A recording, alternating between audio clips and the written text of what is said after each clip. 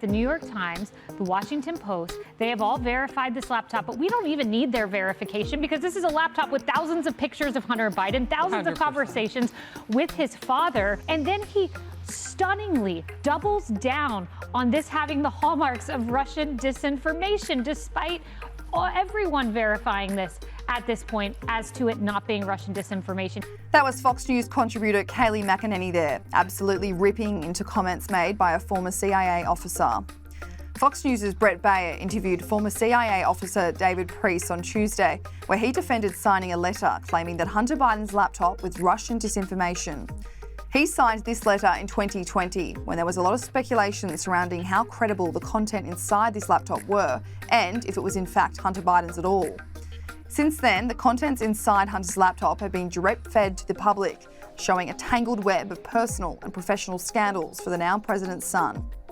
Take a listen to Brett Bayer's interview with David Priess. You regret signing onto the letter? Oh, absolutely not, because those words are still true. Do you think it has all the classic earmarks. Of an election? Oh, absolutely not. No, this is. Even though it wasn't true. It had the classic earmarks, but it wasn't true.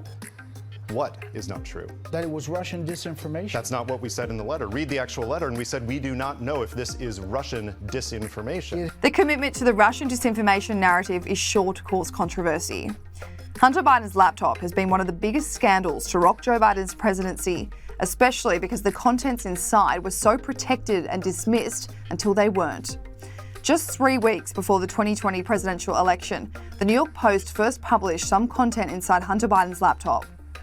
His laptop had been left at a computer repair shop in Wilmington, Delaware in April 2019, and he did not come back for it. The owner of the repair shop examined the content inside before handing it over to the FBI. However, he made a copy of the hard drive, which made its way into the hands of Rudy Giuliani, who gave it to the New York Post.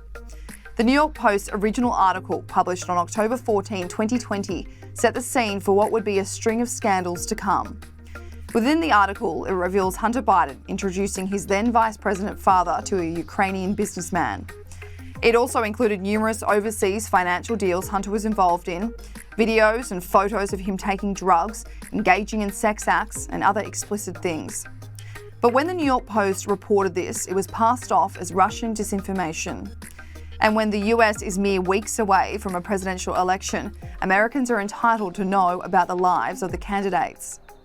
Tech giants then got involved. Twitter suspended the Post account and blocked any user from sharing the story. Facebook followed suit, but not as strict.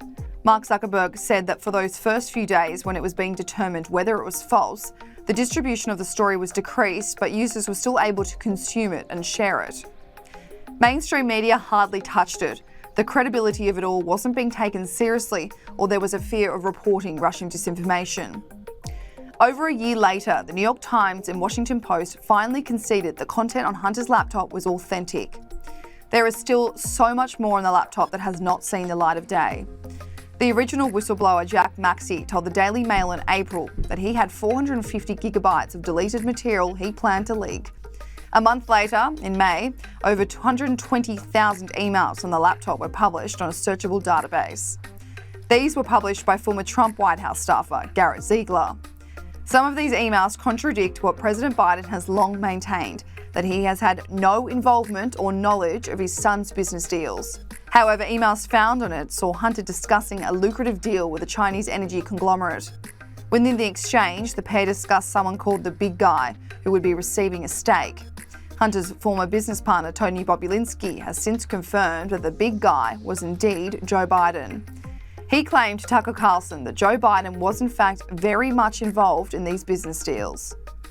I call it the Biden family because, as you know, it's been well documented. You well documented it, but I met with Joe multiple times. Yes. And now, subsequent to the election, he's now the sitting president of the United States, but there are hundreds of data points that Joe Biden was acting in a capitalistic term, I would say the chairman.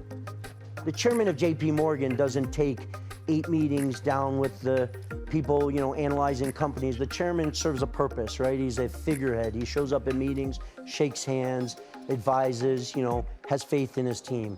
Effectively, that was Joe Biden's role in the Biden family business ventures and around the world. And not just my venture. I met with him multiple times.